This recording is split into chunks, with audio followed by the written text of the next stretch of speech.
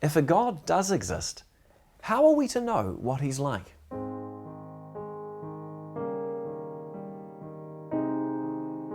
In this brief series, we're giving an overview of the thought process that leads many to conclude that a God exists and that He has revealed Himself to us through Jesus. Last time we looked at why so many people believe there is a God.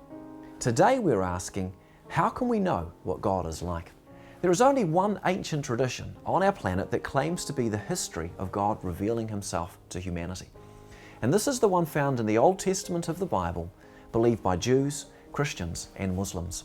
Just over 4,000 years ago, God revealed Himself to a pagan man named Abraham. Abraham had enough faith to trust what had been shown him, and he became convinced by the events that followed. His descendants also chose to trust God, and God engaged with them, leaving them convinced as well. In these first interactions recorded in the Bible, we begin to discover what God is like, and there are some surprises in it. So it is noted, the alternative to believing in a God who reveals Himself is called deism, which is a belief in a distant, impersonal, unknowable deity or God, who for all we know may not be good or powerful.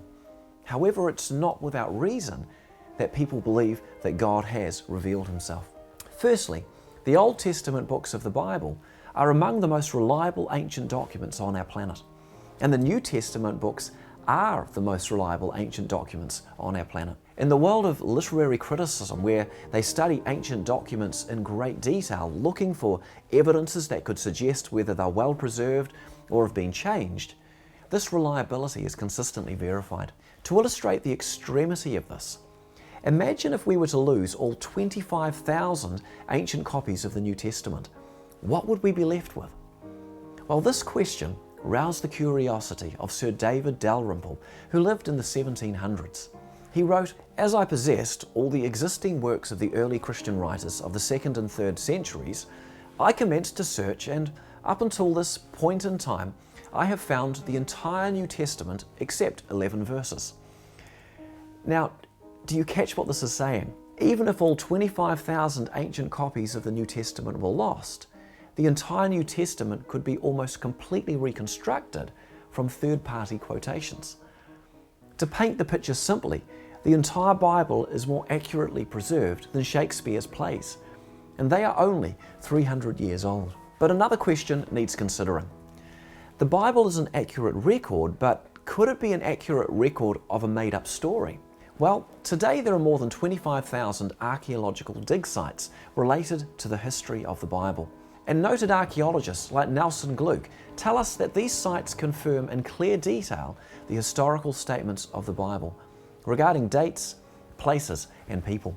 And finally, in this short summary, how do we know the disciples of Jesus weren't lying when they wrote about, let's say, Jesus' miracles or His resurrection? Detecting lies in stories is something that lawyers are specialists in doing. And some have studied the Bible in detail, like Harvard law professor Simon Greenleaf, who is a recognized great legal mind from history. He set out to investigate the trustworthiness of the 4 Gospels about Jesus, expecting to show them to be unreliable. The surprising outcome was not only that he concluded that the New Testament writers were telling the truth, he also changed his beliefs and became a Christian. There are many reasons to believe that the Bible is trustworthy in its history and message, telling the story of God's revealing of Himself to us through history. And here is the surprising bit. While the world is full of evil and suffering, God is neither evil or the cause of suffering. The God who created this world is actually a loving and perfectly good God. Evil came about because He gave us free will. The evil continues because God continues to respect our free will, but He also has a plan. He will not let our evils continue like this forever. The Bible explains He will eventually judge evil and restore all things. So far we have discussed why we believe there is a God who exists and who is loving and good and personal. The next question is, how do we know that we can trust the plan that this good God has to fix up this messed up planet? I mean, on what basis do we trust that His plan will work? We'll catch you next time.